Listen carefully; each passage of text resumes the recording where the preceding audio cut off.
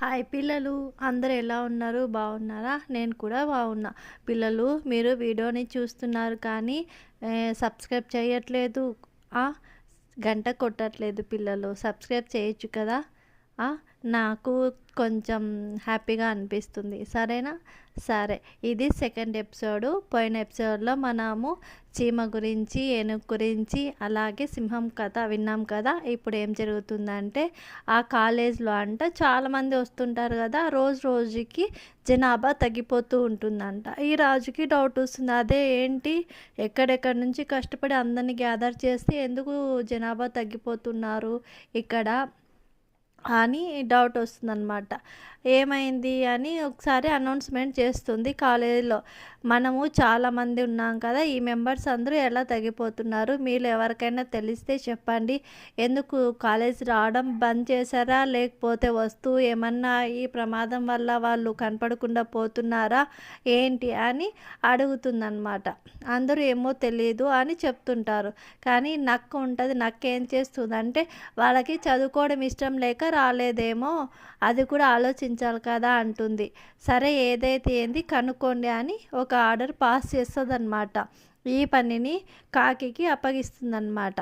కాకి, నువ్వు అంతా ఎగురుతావు కదా, ఎగిరిపోయి నువ్వు అంతా కనుక్కో. అలాగే ఒకరైతే సరిపోదు, నీతో చిలుకని పావురం కూడా నువ్వు ఇటు సైడ్ వెళ్ళని వాళ్ళకి ఒక్కొక్క ఏరియాని అప్పగించేసి చెప్పి పంపిస్తుందన్నమాట. సరే అన్నట్టు అందరూ బయలుదేరి ఏంటిదని ఒక్కొక్కరు ఇంట్లోకి పోయి కనుక్కుంటా అంటే, లేదు కాలేజీకి వెళ్తున్నారు అని చెప్తుంది.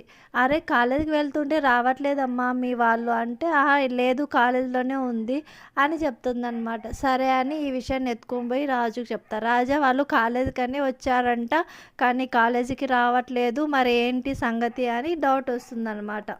అప్పుడు సరే సరే చూద్దామని చెప్పేసి, ఇంకా ఎవరికైనా పని అప్పగించాలా అని చెప్పి ఒక సీక్రెట్ ఏజెన్సీని ఏర్పాటు చేస్తుందన్నమాట. మీరేం చేస్తారంటే, ఎవరైనా మనకి నమ్మక ద్రోహం చేస్తున్నారా, కాలేజీకి పిలుచుకొని వచ్చి మార్గమధ్యంలో ఎవరినైనా తినేస్తున్నారా ఎవరన్నా చూడండి అని చెప్తుందన్నమాట.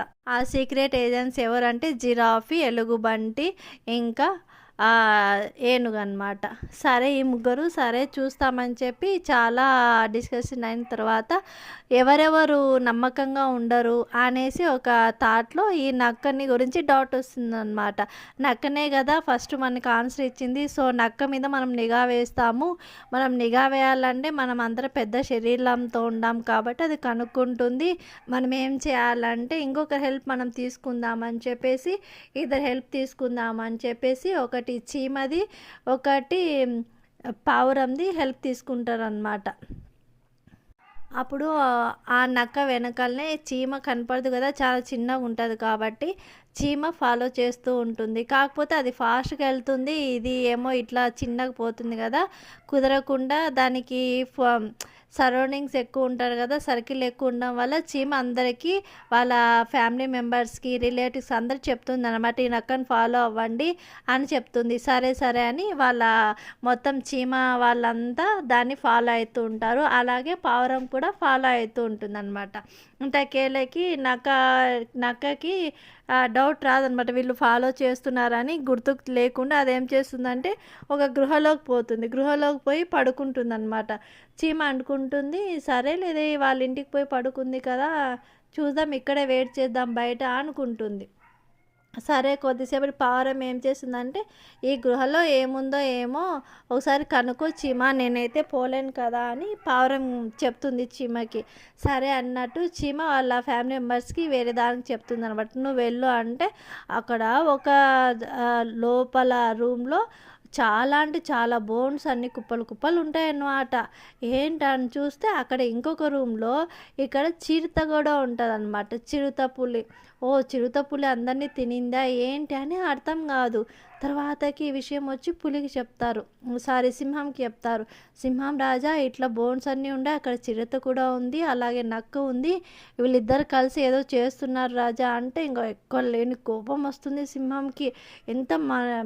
మనం ఎంత పైకి పోవాలంటే వీళ్ళు ఎంత అందరినీ పాపం చంపేస్తున్నారు, నా వల్ల ఎంతమంది చనిపోయినారు అనేసి చాలా బాధ, కోపం ఇంకా వాడిని పిలుస్తాము అట్లా ఎట్లా అంటే, లేదు లేదు రాజా నువ్వు అలా చెయ్యకు అంటుంది పావురం. అదేంటి అంటే, మనం రెడ్ హ్యాండెడ్గా పట్టుకుంటేనే కదా వాళ్ళు లేకపోతే నేను చేయలేదు అది ఇది అంటారు, మేము ట్రై చేస్తాము రెడ్ హ్యాండెడ్ పట్టుకుంటామని చెప్పి చెప్తారు.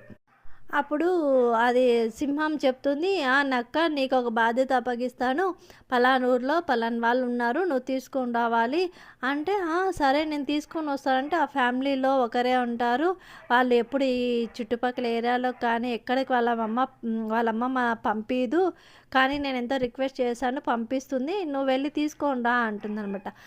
సరే సరే అని వెళ్తుందన్నమాట. వెళ్ళి దాన్ని తీసుకొని వచ్చి దారిలో దానిపైన దాడి చేస్తుందన్నమాట. దాడి చేసి దాన్ని ఒక గుంతలో పడేస్తుంది. గుంతలో పడేసి మళ్ళీ వచ్చి దాన్ని తినొచ్చు అనేసి ప్లాన్ వేస్తుందన్నమాట. సరే గుంతలో పడేస్తే అదేమేస్తుంది, పాపం కుయ్యో మరో అని గుంతలో పడిపోతుంది ఆ జంతువు. ఇంక ఇది పోయి, రాజా నీకు ఊకే చెప్పింది వాళ్ళమ్మ, అదేమో అసలు రావట్లేదు పంపించలేదు, కావాలంటే నువ్వు ఎవరైనా పంపించుకో అట్లా ఎట్లా అంటుందంట. ఇవన్నీ కనిపెడుతున్నాడు కదా పావురము ఇంకా చీమ, తను ఎట్లా ఒకటి బయటకు తీయాలని ఏనుగు సహాయంతో దాన్ని బయటకు తీస్తారనమాట. తీసి దాన్ని హాస్పిటల్ ట్రీట్మెంట్ చేసి ఏమైందంటే ఇట్లా చేసింది అని. అప్పుడు నక్కని పిలిచి ఏంటి నువ్వు ఇలా చేస్తున్నావు అంటే, అప్పుడు చెప్తుంది, ఈ ఐడియా నాకు చిరుత ఇచ్చింది, ఇద్దరము ఇన్ని రోజులు అన్నం లేకుండా ఉన్నాం కదా, అందుకే మంచి ఆహారం తిన్నాము అందుకే అని చెప్తుంది అనమాట. ఇంకా దాని ఇద్దరిని ఈ సింహం చంపేస్తుంది అనమాట. పిల్లలు కథ ఎలా ఉంది పిల్లలు, బాగుందా, నచ్చిందా?